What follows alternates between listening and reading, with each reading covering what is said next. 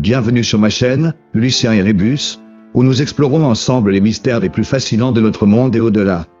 Aujourd'hui, nous plongeons dans une question qui défie l'entendement, une réflexion qui remet en question la nature même de notre existence. Et si tout ce que nous connaissions n'était qu'une illusion? Imaginez un instant. Et si tout ce que vous connaissiez, tout ce que vous perceviez, n'était qu'une illusion? Et si, en réalité, la vie que vous menez, les gens que vous aimez, et même vous-même, n'était qu'un programme informatique, un ensemble de codes invisibles écrits par une civilisation bien plus avancée que la nôtre? C'est une idée qui semble sortie d'un film de science-fiction, et pourtant, elle est l'objet d'une réflexion philosophique et scientifique sérieuse. La théorie de la simulation suppose que nous vivons dans une réalité artificielle, créée et contrôlée par des entités inconnues. Une idée qui trouve sa place dans le domaine des spéculations modernes, mais qui est loin d'être nouvelle. Ce concept remonte à des siècles, bien avant que l'informatique et les mondes virtuels ne deviennent des préoccupations contemporaines. Tout commence avec le philosophe René Descartes qui, au XVIIe siècle, se demandait déjà si ce qu'il percevait était réel ou simplement le produit d'une illusion créée par un démon. Pour Descartes, la seule certitude qu'il avait était qu'il pensait, donc il existait. Mais aujourd'hui, l'idée a évolué, et elle est poussée à un niveau bien plus vaste. Le mathématicien et philosophe Nick Bostrom, dans les années 2000, a formulé un argument logique très puissant. Il soutient que l'une des trois propositions suivantes doit forcément être vraie. Les civilisations avancées s'éteignent avant d'atteindre un niveau technologique suffisant pour simuler des réalités. Aucune civilisation avancée n'est intéressée à créer des simulations de réalité consciente. Nous vivons probablement dans une simulation. La logique derrière cela est simple. Si une civilisation parvient à créer une simulation où des consciences humaines vivent et expérimentent comme dans une réalité physique, et si cette civilisation crée de nombreuses simulations, alors il y aurait bien plus de personnes vivant dans des simulations que dans la réalité réelle. Statistiquement, il serait donc plus probable que nous soyons des programmes dans une simulation plutôt que des êtres réels. Maintenant, imaginez, si nous sommes effectivement dans une simulation, qui est derrière tout cela? Et pourquoi nous observerions? Peut-être sommes-nous une sorte d'expérience sociale, une simulation pour étudier nos comportements, nos réactions face à différents scénarios. Ou bien, peut-être que les créateurs de notre réalité veulent simplement nous divertir. Une sorte de jeu virtuel à grande échelle. Cela soulève aussi une question encore plus perturbante. Et si les règles de cette simulation pouvaient être modifiées à tout moment?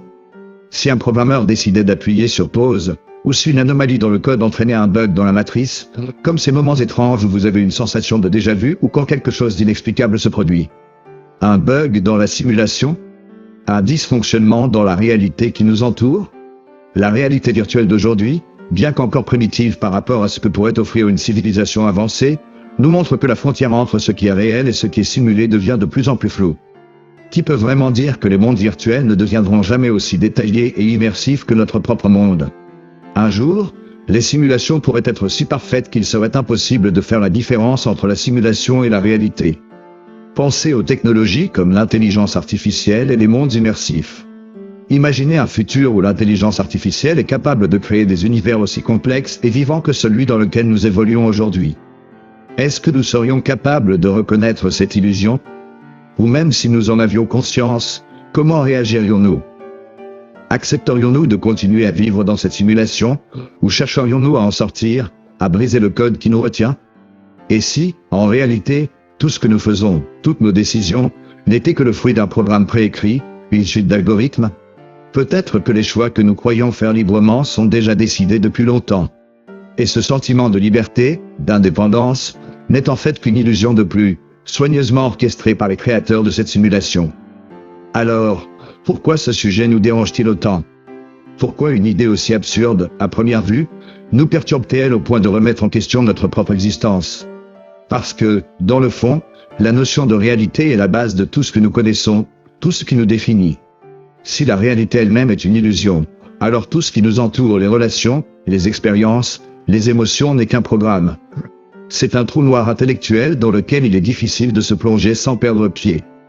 Et peut-être que la question à se poser n'est pas si nous vivons dans une simulation, mais plutôt, si nous vivons dans une simulation, que devons-nous en faire?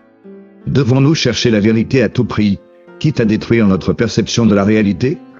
Ou devrions-nous accepter l'illusion et continuer à vivre, heureux ou non, dans cette construction? C'est un dilemme philosophique aussi ancien que l'humanité elle-même, une quête pour comprendre ce qui est réel et ce qui est faux. Mais une chose est sûre, si nous sommes dans une simulation, alors peut-être que ceux qui contrôlent ce monde ont l'ultime pouvoir de nous révéler la vérité, ou de nous en priver pour l'éternité. Merci d'avoir suivi cette exploration fascinante. Si vous avez aimé ce sujet, n'hésitez pas à liker, à vous abonner et à partager votre avis dans les commentaires. Et surtout, n'oubliez pas, restez curieux, car le mystère du monde qui nous entoure n'a peut-être pas encore livré tous ses secrets. À bientôt sur Lucien et Rébus.